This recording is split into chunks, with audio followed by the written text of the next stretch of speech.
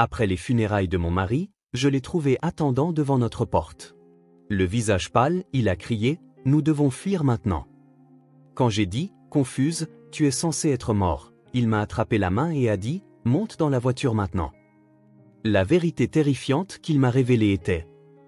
Avant de commencer l'histoire, n'oubliez pas de laisser un like et de vous abonner à la chaîne pour voir plus d'histoires comme celle-ci. Le matin à Montgomery, en Alabama, était encore frais, avec une douce brise qui caressait les joues. Emily Harris rentrait chez elle après avoir terminé son service de nuit à l'hôpital et fut accueillie par un arôme de café flottant depuis la cuisine.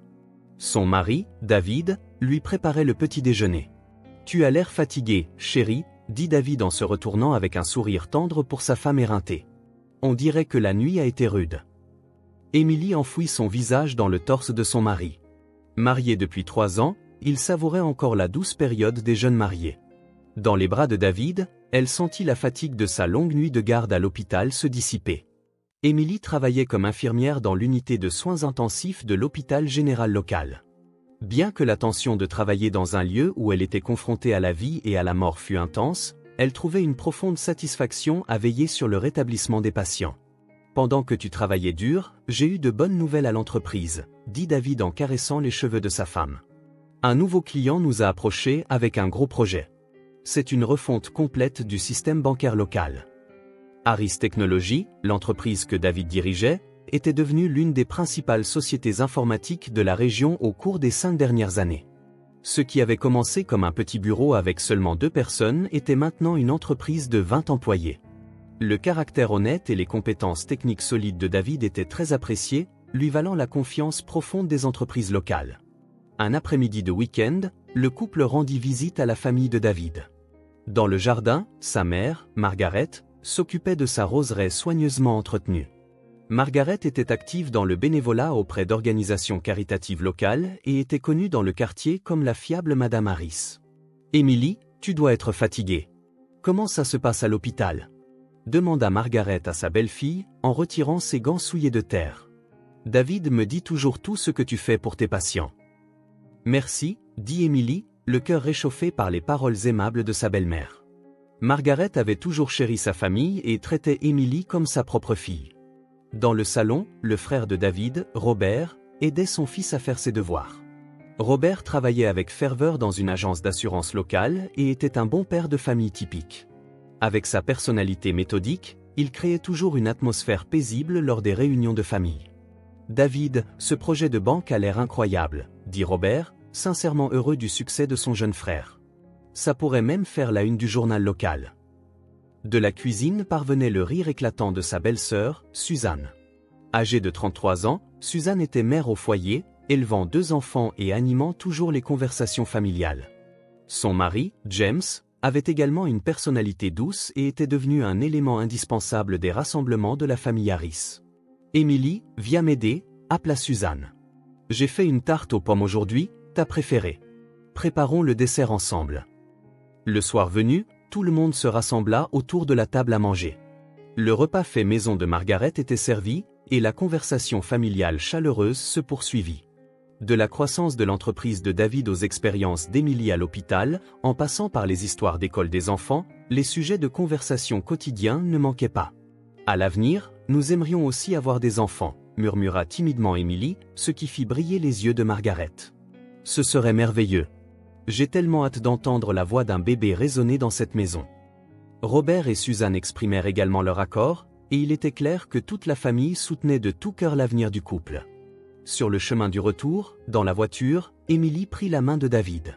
« Nous sommes vraiment bénis, n'est-ce pas, d'être entourés d'une famille si chaleureuse. »« Oui, nous le sommes, » dit David, posant sa main sur celle de sa femme. « Notre avenir est radieux. Nous avons une famille. Le travail va bien, et nous avons la chance d'être en bonne santé. Que pourrions-nous demander de plus ? » Un avenir rempli d'espoir semblait s'étendre devant eux. Ils étaient loin de se douter à ce moment-là que ce bonheur serait bientôt brisé par une tragédie soudaine. Alors que la saison passait du printemps à l'été, l'entreprise de David connaissait une activité sans précédent. En plus du projet de rénovation du système bancaire, les commandes affluaient d'autres entreprises les unes après les autres, et le nom de Harris Technologies était fréquemment mentionné dans le milieu des affaires régionales. « On dirait que je vais encore être en retard », dit David à Émilie d'un ton désolé en mangeant son petit déjeuner à la hâte. Je m'assurerai d'ajuster mon emploi du temps pour être présent à la fête d'anniversaire de maman ce week-end. Émilie regarda attentivement le visage de son mari. Au cours du mois dernier, de profondes cernes s'étaient formées sous les yeux de David, et ses joues semblaient quelque peu creusées. Son intuition professionnelle d'infirmière lui disait que la fatigue de son mari avait atteint des niveaux dangereux. « Chérie, ne penses-tu pas que tu devrais te reposer un peu ?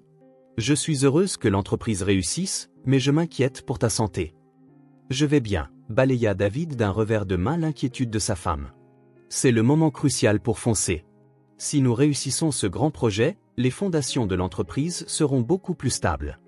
En plus, je dois penser aux employés. » Émilie ne put en dire plus. Le sens aigu des responsabilités de son mari était l'une de ses vertus, mais il avait parfois tendance à trop se sacrifier. Cet après-midi-là, alors qu'Émilie était de service à l'hôpital, David l'appela. « J'ai une douleur à la poitrine », sa voix était lourde de fatigue. « Je pense que c'est probablement le stress. » Le cœur d'Émilie se mit à battre la chamade. « Quel genre de douleur ? Où exactement ? Viens à l'hôpital tout de suite. N'en fais pas toute une histoire. C'est probablement une douleur musculaire due à une raideur de l'épaule. Un massage devrait arranger ça. David, tu ne devrais pas prendre une douleur thoracique à la légère. Surtout à ton âge, tu devrais faire examiner ton cœur. D'accord, d'accord. Mais je ne peux pas aujourd'hui. J'ai une présentation importante demain. Je promets de me faire examiner une fois que ce sera terminé. » Après avoir raccroché, Émilie ne put se défaire de son anxiété. De par son expérience auprès de nombreux patients cardiaques en soins intensifs, elle comprenait mieux que quiconque les dangers d'une douleur thoracique. Cependant, connaissant la passion de son mari pour son travail, elle ne put se résoudre à le forcer à obtempérer. Le lendemain soir, alors qu'Émilie se préparait pour son service de nuit, David la contacta. La présentation a été un immense succès. Le client était très satisfait et il parle même de contrats supplémentaires. Sa voix était excitée. « Je serai un peu en retard ce soir car je prévois de trinquer avec l'équipe. » « C'est merveilleux. Mais n'oublie pas ta promesse. Tu dois absolument te faire examiner demain. » « Bien sûr. Je ferai exactement comme tu dis. » Ce fut la dernière conversation qu'elle eut avec son mari. Vers 23h ce soir-là, alors qu'Émilie s'occupait de patients en soins intensifs, un appel d'urgence retentit depuis les urgences. On annonça qu'un patient victime d'une crise cardiaque était en route. Émilie se prépara avec les autres membres du personnel et attendit l'arrivée de l'ambulance. Au moment où le brancard fut amené, le monde d'Émilie s'arrêta. Allongé là se trouvait son mari inconscient, David. « David !» Le cri d'Émilie résonna dans la salle de soins. Émilie, reculée, l'arrêta le docteur Chen d'une voix sévère. « En ce moment, vous n'êtes pas une infirmière. Vous êtes sa famille. Laissez-nous faire. » Émilie s'appuya contre le mur, les mains tremblantes. Les moniteurs affichant les signes vitaux de son mari indiquaient un état extrêmement dangereux. Sa tension artérielle chutait et son rythme cardiaque était instable. Elle avait soigné d'innombrables patients auparavant, mais voir quelqu'un qu'elle aimait dans la même situation était une expérience entièrement différente. Il s'est effondré soudainement au bureau de l'entreprise, expliqua le secouriste. Un collègue l'a trouvé et a immédiatement appelé une ambulance. Il était en arrêt cardiaque sur les lieux, mais nous avons récupéré un pouls avec le DAE. Dans la salle de soins, les médecins effectuaient désespérément des manœuvres de réanimation. Émilie attendit dans le couloir, appelant la mère de David, Margaret, avec des mains tremblantes. « Maman, David est ?» Sa voix se brisa, incapable de former des mots. « Qu'est-ce qui ne va pas, Émilie ? Calme-toi et dis-moi. » Il a été transporté à l'hôpital pour une crise cardiaque. Il est en train d'être soigné. Pourriez-vous venir tout de suite ? 30 minutes plus tard, Margaret, Robert et Suzanne se précipitèrent à l'hôpital. Margaret avait perdu son calme habituel et marchait dans le couloir le visage blême. « Comment va mon fils ?» La voix de Margaret tremblait. « Il est toujours en cours de traitement. Nous attendons une explication du médecin. » Robert tenta de réconforter sa belle-sœur en passant son bras autour de ses épaules, mais il ne pouvait cacher sa propre détresse. Suzanne pleurait en tenant la main d'Émilie. « David est un homme fort. Il va s'en sortir. » 1 heure passa, puis 2.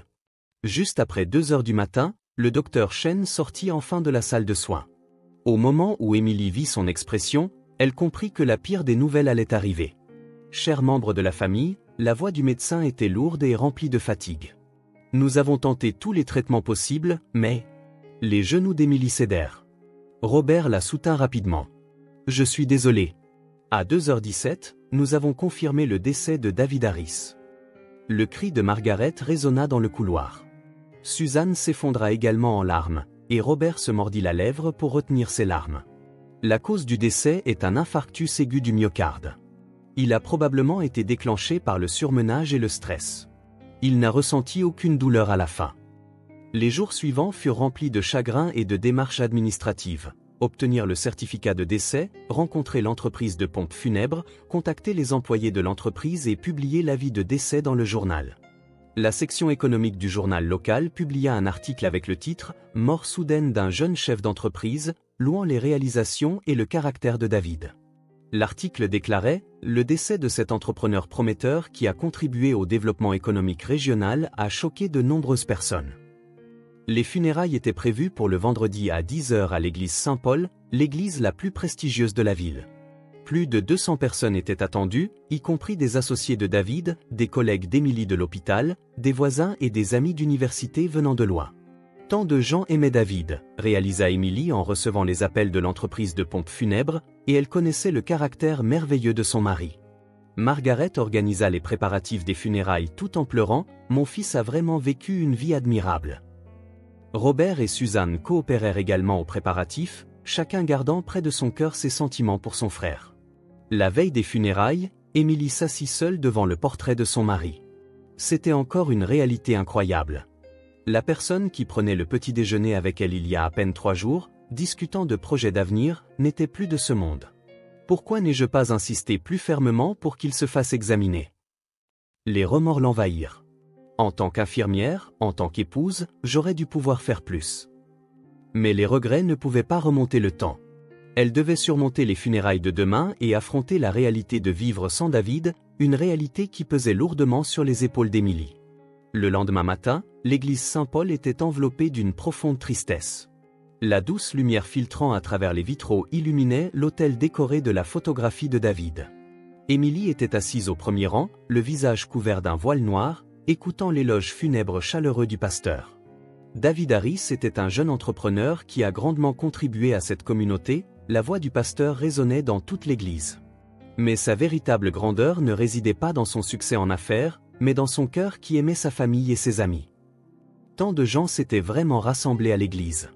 Tous les employés de l'entreprise étaient en larmes, et les collègues de l'hôpital s'étaient également précipités pour soutenir Émilie. Des amis d'université avaient pris l'avion de loin, et les voisins assistaient avec de chaleureux bouquets. Margaret pleurait silencieusement devant le cercueil de son fils. C'était le chagrin profond d'une mère, complètement différent de son attitude résolue habituelle. Robert et Suzanne assistaient également à la cérémonie avec des expressions solennelles, chacun gardant près de son cœur ses sentiments pour son frère. David nous a tant appris. Un jeune homme qui avait été le subordonné de David se tenait à la tribune. Sa passion pour le travail, sa considération pour ses subordonnés et son amour pour sa famille. Je suis vraiment reconnaissant d'avoir rencontré un patron comme lui. Les larmes coulèrent de nouveau des yeux d'Émilie. Elle réalisa combien son mari avait été aimé par tant de gens, et en même temps, le poids de la réalité de sa perte lui serra la poitrine. Après la cérémonie, les participants vinrent un par un offrir des mots de réconfort à Émilie. Émilie, si tu as besoin de quoi que ce soit, s'il te plaît, contacte-nous n'importe quand. Nancy, une collègue de l'hôpital, lui tint la main. Nous sommes toujours de ton côté. Monsieur David était vraiment un homme merveilleux. Madame Johnson, du voisinage, lui tendit un bouquet. Je me souviendrai toujours de son sourire. Peu après 14 heures, toutes les cérémonies étaient enfin terminées. Émilie, accablée de fatigue et de tristesse, fut soutenue par Margaret et Robert alors qu'elle se dirigeait vers la voiture des pompes funèbres. Émilie, reste chez nous ce soir, dit doucement Margaret. Ça doit être dur d'être seule. Merci, maman. Mais aujourd'hui, je veux passer du temps tranquillement chez moi, répondit Émilie avec gratitude. Je veux être entourée des souvenirs de David. Je comprends, mais si quelque chose arrive, s'il te plaît, contacte-nous immédiatement. Suzanne montra également une expression inquiète. Je viendrai prendre de tes nouvelles demain matin. Alors que la voiture traversait le quartier résidentiel en direction de sa maison, Émilie regardait fixement par la fenêtre. Le paysage familier ressemblait aujourd'hui à un monde complètement différent, un monde sans David. La réalité qu'elle ne reverrait jamais son sourire. Nous y serons bientôt, madame, dit doucement le chauffeur. Lorsque la voiture s'arrêta devant sa maison, Émilie sortit lentement. La maison où son mari aurait dû l'accueillir semblait vide et froide. Merci, remercia Émilie le chauffeur et se dirigea vers la porte d'entrée d'un pas lourd. Alors qu'elle tentait de sortir ses clés de son sac, elle sentit la présence de quelqu'un dans l'ombre de l'entrée. Émilie leva les yeux et fixa la silhouette qui se tenait là. Au début, elle pensa qu'un voisin était venu présenter ses condoléances. Mais au moment où cette silhouette s'avança, le cœur d'Émilie faillit s'arrêter. C'était sans aucun doute son mari, David Harris, dont elle venait de terminer les funérailles. David, la voix d'Émilie tremblait et ne voulait pas sortir. Le visage de son mari était anormalement pâle, et une peur profonde se lisait dans ses yeux. C'était une expression désespérée, complètement différente du David habituel. « Émilie, nous devons partir d'ici tout de suite. »« Dépêche-toi » cria David à sa femme. Émilie ne pouvait pas comprendre la réalité. La personne en face d'elle était bien son mari. La voix, la carrure, tout était David lui-même. Mais ne venait-elle pas de terminer ses funérailles quelques heures plus tôt ? « Tu es censé être mort » les mots d'Émilie devinrent une voix tremblante. « Suis-je en train de perdre la raison ? » « Je t'expliquerai plus tard » David saisit fermement la main de sa femme. « Nous devons quitter cet endroit immédiatement. Ta vie est en danger. » À ce moment-là, des bruits provinrent de l'intérieur de la maison. On aurait dit que quelqu'un fouillait les pièces. Le visage de David devint encore plus pâle. « Ils sont déjà là. Vite. Que se passe-t-il ? Je ne comprends rien. » Émilie resta figée dans la confusion. « Émilie, fais-moi confiance » les yeux de David brillaient d'une lueur désespérée. « Je t'aime. C'est exactement pour ça que nous devons nous enfuir d'ici maintenant. » Les bruits de l'intérieur de la maison s'intensifièrent. Il y avait clairement plusieurs personnes à l'intérieur. David essaya d'entraîner sa femme loin de la maison. « Mais tu es mort. Le médecin a confirmé ta mort. » Émilie était confuse, à la frontière entre la réalité et l'irréel. « J'ai été empoisonnée » la voix de David était basse et remplie de peur. « On m'a mis dans un état d'animation suspendu pour que tout le monde me croie mort. Mais quand j'ai repris connaissance à l'hôpital, j'ai appris une terrible vérité. » « Empoisonnée ? Par qui ? Pourquoi ? » Ma famille. Les mots de David frappèrent Émilie comme un éclair. « Maman, Robert, Suzanne, ils ont essayé de me tuer. Et tu es la prochaine. » Dans l'esprit d'Émilie, le monde bascula. Cette belle famille si chaleureuse. Ces gens qui aimaient leur fils et chérissaient leur belle-fille. C'était incroyable. « Ce soir, il prévoit de te tuer » la voix de David tremblait. « Après les funérailles, quand tu seras seul, alors tout notre héritage leur appartiendra. » Une silhouette apparut à la porte arrière de la maison. Même dans l'obscurité, elle pouvait dire que c'était Robert. Il tenait quelque chose de brillant dans sa main. « Émilie, vite !» David tira fermement la main de sa femme. Les deux coururent vers la voiture de David garée devant la maison. La tête d'Émilie était confuse, mais sentant le désespoir de son mari et le danger qui approchait par derrière, elle suivit instinctivement. Le moteur de la voiture démarra et les deux s'échappèrent dans l'obscurité de la nuit. Dans le rétroviseur, on pouvait voir plusieurs silhouettes aux fenêtres de leur maison. Parmi elles se trouvaient sans aucun doute Margaret et Suzanne, qui avaient versé des larmes aux funérailles d'aujourd'hui. Le monde d'Émilie s'était complètement effondré. La mort de son mari bien-aimé, puis son retour miraculeux à la vie, et enfin la trahison de la famille en qui elle avait le plus confiance. Tout semblait irréel, comme un cauchemar, et pourtant en même temps terrifiant de réalisme. « David, que se passe-t-il, au juste ?» demanda-t-elle d'une voix tremblante. « Je vais tout te dire » répondit David en conduisant. « Mais d'abord, allons dans un endroit sûr. Ils n'ont pas encore abandonné. » La voiture continua de rouler sur les routes de nuit. Le Pineview Motel, à la périphérie de la ville, était un vieil établissement, mais c'était un endroit à l'abri des regards. David gara la voiture derrière le bâtiment et se dirigea avec Émilie vers la chambre tout au fond. Une fois à l'intérieur, il ferma soigneusement les rideaux et mit le verrou à chaîne. « Assieds-toi d'abord. » David fit asseoir sa femme sur une chaise et s'assit lui-même sur le bord du lit. « Tu as le droit de tout savoir, aussi incroyable que cela puisse paraître. » Émilie fixa attentivement le visage de son mari. C'était bien David. Cependant, ses yeux contenaient une peur et une tristesse profonde qu'elle n'avait jamais vues auparavant. « Je n'arrive toujours pas à comprendre. tu es vraiment mort. Le médecin a confirmé ton décès. J'étais là. Je me croyais mort aussi, commença David d'une voix tremblante. Quand je me suis effondré à l'entreprise avec une douleur thoracique intense, j'ai perdu connaissance. La fois suivante où je me suis réveillé, c'était à la morgue de l'hôpital. C'était au milieu de la nuit et il n'y avait personne. Le visage d'Émilie devint blême. À la morgue? Mais comment est-ce possible? Ce que j'ai appris plus tard, c'est que la drogue qui m'a été administrée était une substance spéciale qui supprime extrêmement les battements cardiaques et la respiration. De l'extérieur, on me croyait complètement mort, mais en réalité, j'étais plongé dans un profond état d'animation suspendue. Qui ferait une chose pareille? David soupira profondément. Le docteur Martin, un médecin que je connaissais à l'hôpital. Il a reçu de l'argent de ma famille. Quand j'ai été admis, il a pris en charge le traitement en tant que médecin traitant. Puis, quand je suis entré en animation suspendue, il m'a déclaré mort. Des souvenirs revinrent en mémoire à Émilie. En effet, ce n'était pas le docteur Chen, mais le docteur Martin qui avait procédé à la confirmation finale du décès. À l'époque, dans son profond chagrin, elle n'avait pas prêté attention aux détails. Mais en y repensant, c'était anormal. Mais pourquoi? Pourquoi ta famille te ferait-elle ça?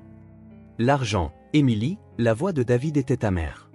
Si nous mourions, un héritage de 20 millions de dollars leur reviendrait. 20 millions de dollars? Autant que ça? La valeur de l'entreprise, l'argent de l'assurance, les biens immobiliers, les actifs d'investissement, combinés, on arrive à peu près à ce montant. Et selon la loi américaine sur les successions, si un couple marié comme nous n'a pas d'enfants, mes parents et mes frères et sœurs deviennent les principaux héritiers. Émilie se couvrit le visage de ses mains. Mais maman nous aimait tellement. Tout cela n'était qu'une comédie. David se leva et regarda dehors à travers une fente dans le rideau. Quand j'ai repris connaissance à la morgue, j'ai surpris leur conversation par hasard. Quelle conversation? Maman parlait à une infirmière. Elle disait, la mort de mon fils est triste, mais cela résoudra les problèmes de dette de la famille. Et elle a dit qu'il te ferait le même traitement après les funérailles de demain. Le sang d'Émilie se glaça. Il prévoyait de me tuer, moi aussi. Si tu mourais, l'héritage serait entièrement à eux. Tes parents sont déjà décédés et tu n'as pas de frères et sœurs. C'était un plan parfait. Mais pourquoi avaient-ils besoin d'autant d'argent? Ils menaient tous une vie normale. David se retourna. Ça aussi, c'était un mensonge. Robert avait une grave dépendance au jeu et avait accumulé d'énormes dettes. Apparemment, il avait aussi détourné des fonds de l'agence d'assurance. S'il était découvert, la prison était certaine. Robert? Mais il avait l'air si sérieux. Suzanne était également en pleine procédure de divorce et avait besoin de millions de dollars pour la pension alimentaire et la garde des enfants. Son mari, James, vivait déjà avec une autre femme. Suzanne était désespérée de subvenir aux besoins de ses enfants. Émilie se prit la tête entre les mains. Et maman? Elle était banquière et respectée en tant que leader communautaire. La situation de maman était la plus grave, la voix de David s'assombrit. Elle détournait des fonds d'organisations caritatives en privé. Près de 5 millions de dollars sur plusieurs années. Un audit approchait et si cela était découvert, sa vie serait finie. Alors que toute la vérité éclatait, la vision du monde d'Émilie s'effondra complètement. Les personnes qu'elle pensait être une famille chaleureuse avaient en réalité tué son mari pour de l'argent et essayaient de la tuer, elle aussi. Mais comment as-tu surpris leur conversation? Après m'être échappé de la morgue, je me cachais dans le couloir de l'hôpital quand je les ai entendus. Maman et le docteur Martin discutaient du plan de demain. Après t'avoir renvoyé chez toi, ils prévoyaient d'utiliser la même drogue pour faire croire à une mort soudaine due au chagrin. Émilie ne pouvait s'arrêter de trembler. Alors, tu attendais à la maison pour me protéger. Je comptais confirmer qu'ils s'étaient introduits dans la maison, puis t'avertir, mais ils sont arrivés plus tôt que je ne le pensais. À ce moment, quelqu'un frappa à la porte de la chambre. Tous deux se figèrent. Émilie, la voix de Margaret se fit entendre de l'extérieur. Quelqu'un t'a vu ici. J'ai suivi parce que j'étais inquiète. David posa un doigt sur ses lèvres en direction de sa femme. Le silence continua. Émilie, ouvre. Nous sommes une famille, n'est-ce pas? Si tu as des problèmes, parle-nous. Cette fois, c'était la voix de Robert. Suzanne est là aussi. Parlons tous ensemble, la voix de Suzanne se fit également entendre. Émilie tremblait de peur. Les personnes en qui elle avait confiance quelques heures plus tôt en voulaient maintenant à sa vie. Accepter cette réalité était bien trop douloureux. Ils n'abandonneront pas, dit doucement David. Contactons la police. David sortit son téléphone portable et composa le 911. Peu de temps après, le son des sirènes approcha. 3 voitures de patrouille et une ambulance arrivèrent. Les policiers encerclèrent le motel et Margaret, Robert et Suzanne furent arrêtés en flagrant délit. Incroyable, cria Margaret en étant menottée. Mon fils, pourquoi fais-tu ça? Ne sommes-nous pas une famille? Les membres d'une famille s'aiment, répondit calmement David. Ils ne s'entretuent pas pour de l'argent. Cette nuit-là, ils firent des dépositions détaillées au poste de police. Le docteur Martin fut également arrêté et les drogues utilisées furent saisies comme preuve. Les problèmes financiers de tous les membres de la belle famille furent révélés et le mobile fut suffisamment prouvé. Le lendemain matin, le journal local rapporta l'incident avec le titre « Un homme revient d'entre les morts et dénonce un complot de meurtre familial ».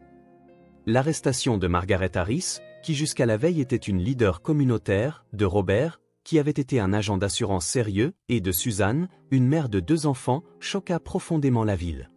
Emily pleura dans les bras de David. Nous n'avons plus de vraie famille. Non, Emily, David caressa les cheveux de sa femme. Nous avons une vraie famille. L'un l'autre, s'aimant et se soutenant. C'est ça, la vraie famille. Le long cauchemar touchait enfin à sa fin. 1 an plus tard, David et Emily célébraient tranquillement leur anniversaire de mariage. Tout en dînant à 2 sur la terrasse de leur maison, ils se remémoraient les événements de l'année écoulée. Le procès s'était terminé 6 mois auparavant. Margaret Harris avait été condamnée à 20 ans de prison pour tentative de meurtre, fraude et détournement de fonds. Même au tribunal, elle avait maintenu jusqu'à la fin que c'était « pour mon fils ». Mais ces mots n'atteignaient plus le cœur de personne. Robert Harris avait écopé de 15 ans pour complot et détournement de fonds de l'entreprise par le jeu. Suzanne Harris Wilson avait également été condamnée à 12 ans pour complot. Le docteur Martin s'était vu retirer sa licence médicale et avait été condamné à 10 ans de prison. Penses-tu encore à ces gens parfois? Demanda David en tenant la main de sa femme. Emily sourit. Parfois, mais ce n'est ni de la colère ni de la haine que je ressens, plutôt de la tristesse. La tristesse que l'argent les ait changés à ce point. Je ressens la même chose, David leva les yeux au ciel. J'ai appris que même les liens du sang ne peuvent être appelés famille sans une véritable affection. Au cours de cette dernière année, leur vie avait beaucoup changé. Harris Technologies continuait de croître régulièrement et comptait désormais plus de 50 employés. David ne se surmenait plus comme avant et faisait de la gestion de sa santé sa priorité absolue. Emily continuait son travail à l'hôpital tout en participant à la gestion de l'entreprise de son mari. Nous avons trouvé une vraie famille, dit Emily joyeusement. Après l'incident, de nombreuses personnes les avaient soutenues. Des collègues de l'hôpital venaient prendre de leurs nouvelles chaque semaine. Les employés de l'entreprise les chérissaient comme leur propre famille. Les amis d'université de David leur rendirent visite de loin à plusieurs reprises pour les encourager. Les voisins apportaient des repas chauds, si bien qu'ils ne se sentirent jamais isolés. Leur rencontre avec Harold et Mary Williams, un couple de personnes âgées qui avaient été des patients d'Emily à l'hôpital, fut particulièrement mémorable. N'ayant pas d'enfants, ils se prirent d'affection pour Emily et David comme pour leurs propres enfants. Ils partageaient le dîner du dimanche ensemble chaque semaine, en tant que mentors de vie, ils leur transmirent beaucoup de sagesse. Les liens du sang ne sont qu'une coïncidence, dit un jour Marie, des mots qui résonnèrent profondément dans le cœur d'Emily. La vraie famille est composée de personnes qui se choisissent, s'aiment et se soutiennent. Les relations de David avec les employés de l'entreprise se sont également approfondies. En particulier, les jeunes ingénieurs Michael et Sarah admiraient David comme un frère et restaient fréquemment en contact au-delà du travail. Ce week-end, Michael et Sarah organisent leur fête de fiançailles, annonça joyeusement David. Nous sommes invités en tant que famille. Les yeux d'Emily s'illuminèrent. C'est merveilleux. Notre nouvelle famille s'agrandit encore. Sur la table se trouvait une lettre arrivée aujourd'hui. Elle venait de Margaret, qui purgeait sa peine. Environ une fois par mois, ces lettres arrivaient, remplies de mots de regret et d'excuses, mais le couple ne répondait plus. Pardonner et poursuivre une relation sont 2 choses distinctes, n'est-ce pas? Dit Emily en regardant la lettre. C'est vrai. Nous pouvons leur pardonner, mais nous ne pouvons plus avoir de relation avec eux en tant que famille. Alors que le soleil commençait à se coucher dans le ciel de l'ouest, David se leva et prit la main de sa femme. Émilie, m'accorderais-tu cette danse? Sur la terrasse tranquille, sans musique, les deux dansèrent doucement. Avec seulement les bruits des oiseaux et du vent audibles, le couple se blottit l'un contre l'autre. Il y a 1 an aujourd'hui, nous avons appris le sens de la vraie famille, murmura David à l'oreille de sa femme. Oui, la vraie famille, ce sont des relations liées par une affection pure et non par des intérêts. Ils avaient commencé à marcher vers une nouvelle vie. Dans des relations chaleureuses avec une famille choisie, non liée par les liens du sang. Et en tant que couple qui s'aimait profondément, ils marchaient vers un avenir rempli d'espoir. Au loin, le son des cloches de l'église annonçant le soir retentit. Pour eux deux, cela sonnait comme le son annonçant le début d'un nouveau jour.